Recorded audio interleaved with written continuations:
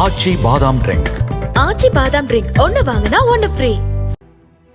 ஜம்மு காஷ்மீரின் பஹல்காம் அருகேயுள்ள பைசரன் பள்ளத்தாக்கில் கடந்த 22ஆம் தேதி பயங்கரவாதிகள் நடத்திய தாக்குதலில் 26 பேர் கொல்லப்பட்டனர்.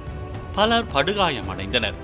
இந்த தாக்குதலுக்கு பாகிஸ்தானில் இருந்து இயங்கும் தடை செய்யப்பட்ட லஷ்கர்-இ-தொய்பா எனும் பயங்கரவாத அமைப்பின் நிழல் அமைப்பான ரெசிஸ்டன்ஸ் ஃப்ரண்ட் என்ற அமைப்பு பொறுப்பேற்றுள்ளது. இந்த தாக்குதலின் எதிரொலியாக இந்தியா உடனடியாக 5 முக்கிய நடவடிக்கைகளை மேற்கொண்டது.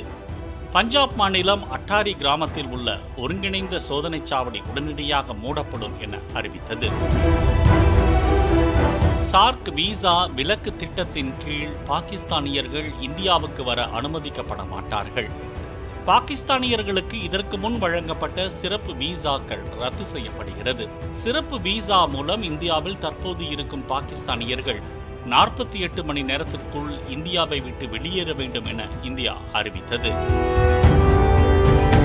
டெல்லியில் உள்ள பாகிஸ்தான் தூதரகத்தில் உள்ள பாதுகாப்பு படைகளை சேர்ந்த ஆலோசகர்கள் 1 வாரத்துக்குள் இந்தியாவை விட்டு வெளியேற வேண்டும் என்றும், இஸ்லாமாபாத் இந்திய தூதரகத்தில் உள்ள முப்படை ஆலோசகர்களின் பதவிகள் ரத்து செய்யப்படுவதாகவும் அறிவிக்கப்பட்டது.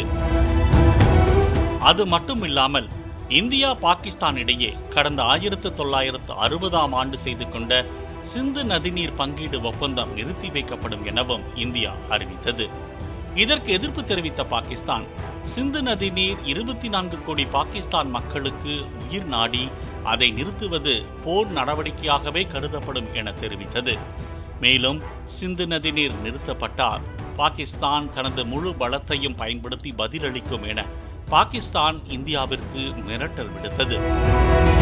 90% பாகிஸ்தானிய விளைபொருட்கள் சிந்து நதி நீர் ஒப்பந்தத்தை நம்பியே இருப்பதாகவும், தற்போது இந்தியா தற்காலிகமாக சிந்து நதிநீர் பங்கீடு ஒப்பந்தத்தை நிறுத்தி வைத்தாலும் தண்ணீரின் அளவை குறைக்கும் உரிமை இந்தியாவிற்கு இருப்பதாக வல்லுநர்கள் தெரிவித்து வருகின்றனர். பதற்றம் நிலவுவதால் முப்படைகளையும் தயார் நிலையில் இருக்க இந்தியா உத்தரவிட்டுள்ள நிலையில் கராச்சி கடற்கரை பகுதியில் ஏவுகணை சோதனை நடத்த பாகிஸ்தான் உத்தரவிட்டுள்ளது. பாகிஸ்தான் ஏவுகணை சோதனையை மேற்கொள்வது வெறும் சோதனை மட்டுமா அல்லது போருக்கு தயாராகிறதா என்ற கேள்வி எழுந்துள்ளது. நாங்கள் எதற்கும் ரெடிதான் என்பது போல இந்தியாவும் அரேபிய கடலில் ஏவுகணை சோதனை நடத்தி இலக்குகளை துல்லியமாக குறிவைத்து தாக்கி ஏவுகணை சோதனையில் வெற்றி பெற்றுள்ளது.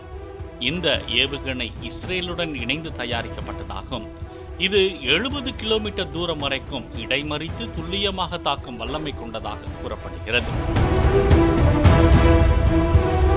இந்தியா மற்றும் பாகிஸ்தானின் நடவடிக்கைகளை எல்லாம் வைத்து பார்க்கும்போது மற்றும் ஒரு போர் தொடங்குகிறதா என்ற பதற்றத்தை ஏற்படுத்தியுள்ளது.